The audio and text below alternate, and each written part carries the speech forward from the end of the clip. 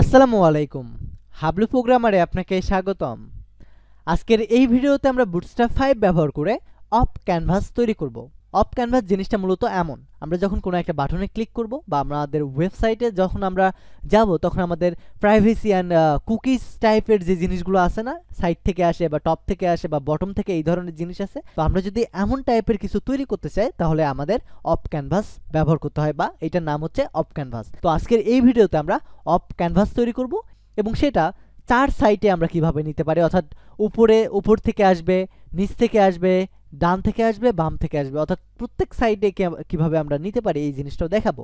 তো এই ভিডিওটা আপনার জন্য অনেক বেশি ইম্পর্টেন্ট হবে, তাই শেষ পর্যন্ত দেখার রিকোয়েস্ট থাকবে। তো চলুন শুরু করা যাক। This is Ishan from Hablu programmer.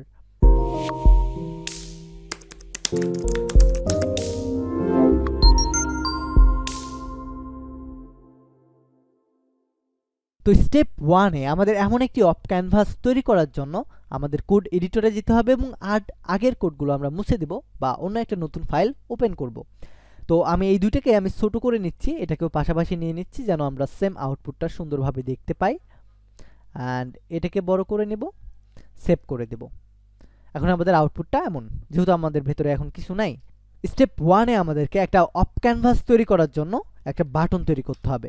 তো এটার জন্য একটা বাটন তৈরি করব এবং এই বাটনের ভিতরে আমাদের বাটনের ক্লাস নেমটা দেখাতে হবে যেন এটা সুন্দর দেখায়। এটার জন্য বিটিএন হাইফেন আমি প্রাইমারি কালারটা নিয়ে নিচ্ছি। দেন এটার পরে আমাদেরকে ডাটা হাইফেন বিএস হাইফেন ট্রিগল নামে একটা অ্যাট্রিবিউট লিখতে হবে এবং এই অ্যাট্রিবিউটের ভিতরে আমাদের লিখতে হবে অফ CANVAS অফ ক্যানভাস। এবং এটার পরে আমাদের আরও একটা অ্যাট্রিবিউট লিখতে হবে, এটার নাম হচ্ছে data hyphen BS hyphen target, অর্থাৎ আমরা এই বাটনটাকে যখন ক্লিক করব তখন কোন জিনিসটা শো করবে এটা আমরা দেখাতে চাচ্ছি।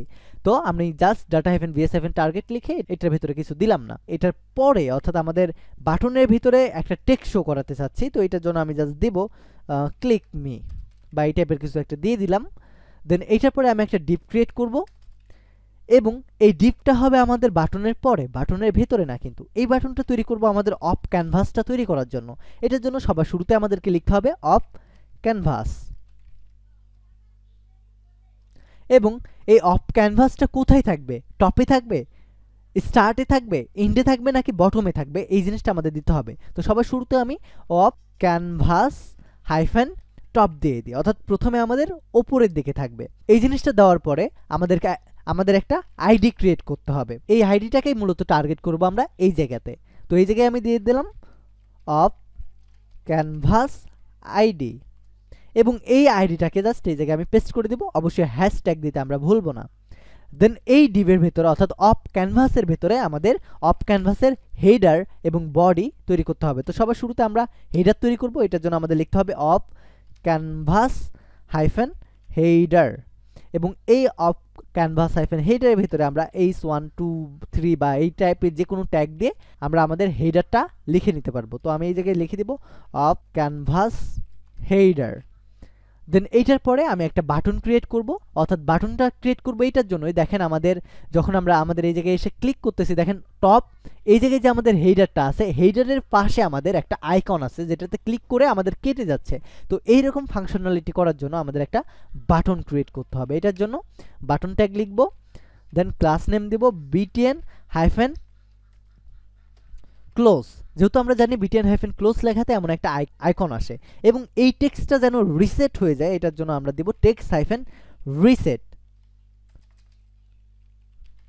তো টেক্সট হাইফেন রিসেট দিলাম এবং এইটা যেন ওয়ার্কেবল হয় বা আমরা যখন ক্লিক করব তখন যেন এটা ডিসমিস হয়ে যায়, এটা দেওয়ার জন্য আমাদের একটা অ্যাট্রিবিউট লিখতে হবে data hyphen BS hyphen dismiss এবং এই ডিসমিসটা হবে কি অফ ক্যানভাস।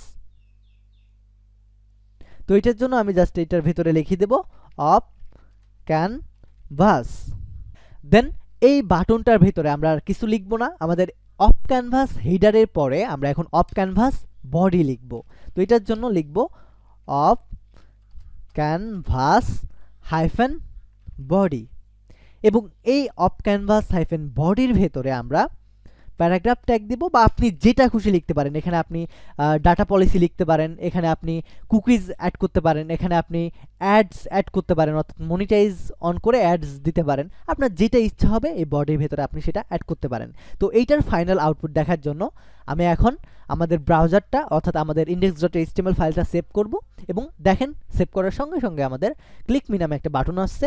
এখন যদি আমরা এখানে ক্লিক করি, দেখেন আমাদের অফ ক্যানভাস নামে একটা পপ আপ জিনিস চলে আসছে, যেটা খুব সুন্দর দেখা যাচ্ছে, এবং আমরা যদি এখন ক্লিক করি আমাদের এটা চলে যাচ্ছে। তো খুব সুন্দরভাবে আমরা এটাকে তৈরি করে ফেলতে পারলাম। এবং আমি যদি বড় ডিভাইসের জন্য দেখি, তাহলে দেখেন বড় ডিভাইসের জন্য খুব সুন্দরভাবে তৈরি হচ্ছে। তো সেম জিনিসটাকে যদি আমরা টপ থেকে না এনে ক্যানভাস স্টার্ট থেকে আনি, বা এই বাম সাইড থেকে আনতে চাই, তাহলে আমরা কি করব? তাহলে জাস্ট আমাদের এই জায়গায় অফ ক্যানভাস হাইফেন টপ দিয়েছি, যেটা অফ ক্যানভাস হাইফেন যেখানে টপ দিয়েছি, টপের জায়গায় এই জায়গায় জাস্ট আমরা দেবো স্টার্ট, আর এটাকে জাস্ট সেভ করব।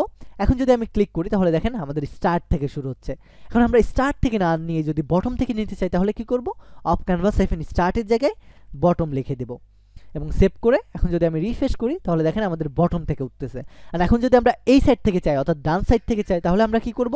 শুধুমাত্র অফ ক্যানভাস বটমের পরিবর্তে আমরা এই জায়গায় লিখে দেব of canvas hyphen end. That's it. এতটুকু করে এখন যদি আমি ক্লিক করি, দেখেন আমাদের বটম সাইড থেকে আসতেছে, অর্থাৎ চারি সাইড থেকে আমরা এই জিনিসটাকে নিয়ে যাইতে এবং আনতে পারবো। তো এই ভিডিওটা আমাদের এই পর্যন্তই থাকবে। আই হোপ এই ভিডিও থেকে আপনি অনেক ইম্পর্টেন্ট একটি ক্লাস সম্পর্কে জেনেছেন। আপনি যদি সত্যি এই জিনিসটা নতুন জেনে থাকেন, তাহলে অবশ্যই আমাদের এই চ্যানেলটি সাবস্ক্রাইব করে আপনার ফ্রেন্ডের সাথে শেয়ার করতে ভুলবেন না, যে হাবলু প্রোগ্রামার একটা অসম চ্যানেল, যেখানে আপনি সুন্দর সুন্দর প্রোগ্রামিং শিখতে পারবেন। তো অবশ্যই শেয়ার করে দেবেন। ধন্যবাদ। Take a risk.